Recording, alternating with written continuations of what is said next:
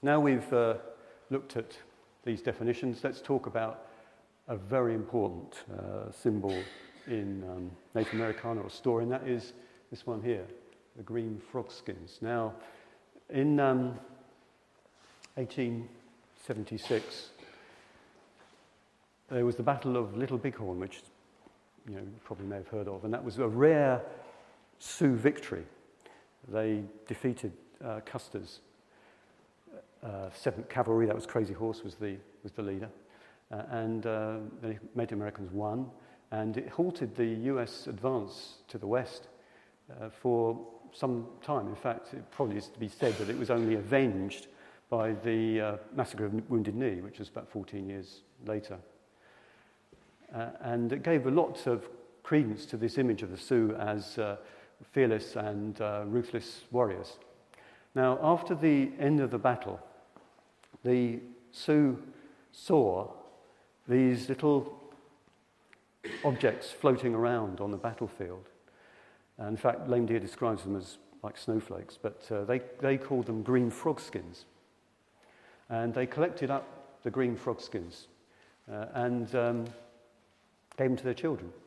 And the children made them into little toy horses. By the way, you're going to get one of these at the end.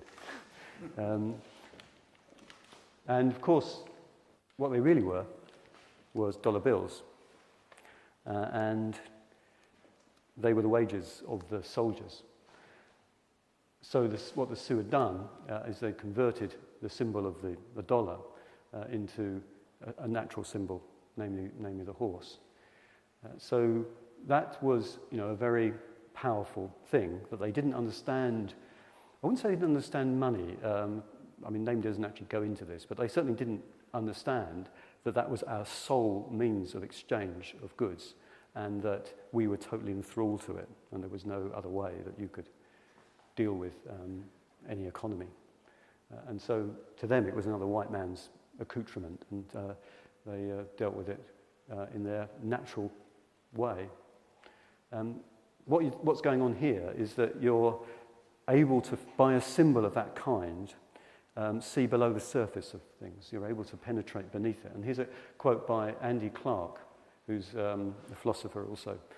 Experience with external tags and labels enables the brain itself to solve problems whose level of complexity and abstraction would otherwise leave us baffled.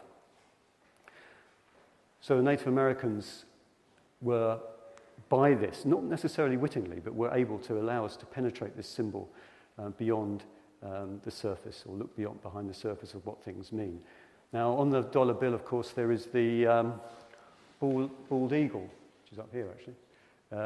And the bald eagle was chosen by the founding fathers as a symbol of power and freedom, and was adopted by them to that end. It,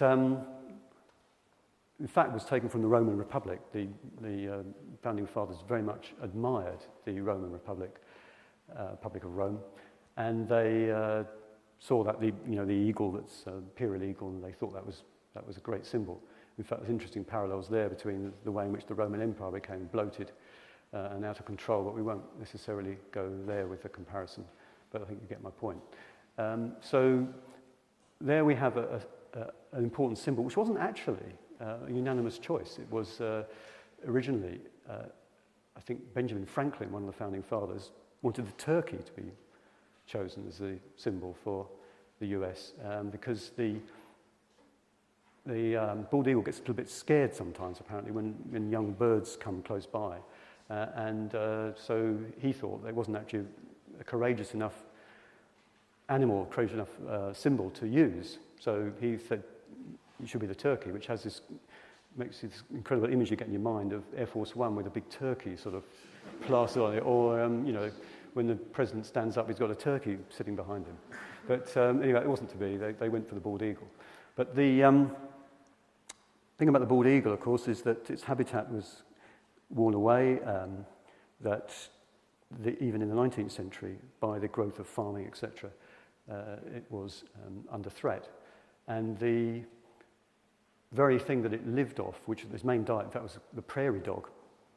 And the prairie dog was poisoned substantially by the US ranchers because the prairie dog used to eat the grass, which therefore meant that they couldn't have as much cattle because obviously they wanted as much grassland as possible. So they poisoned the prairie dog, and therefore the bald eagle lost its main source of food. So Lame Deer has this to say about the bald eagle's symbol. The bald eagle is your symbol. You see him on your money, but your money is killing him. When the people start killing off their own symbols, they're in a bad way. And that's the thing about symbols, is that what was initially intended to be a meaning can morph, it can change, it can even implode. So you get a symbol which changes its meaning entirely. But that still tells you a lot about the history of that symbol and how it's been adapted for use. And I think you think of the swastika. Swastika was actually originally a good luck symbol, believe it or not. And became, I think, a tantric symbol, adopted by the Nazis to represent their philosophy. But actually we now see it as representing what they did, the Holocaust, etc. So we see it in an entirely different way. And this is an example of the way symbols can change and keep telling you stuff, but not necessarily telling you the same stuff as was originally intended at the start.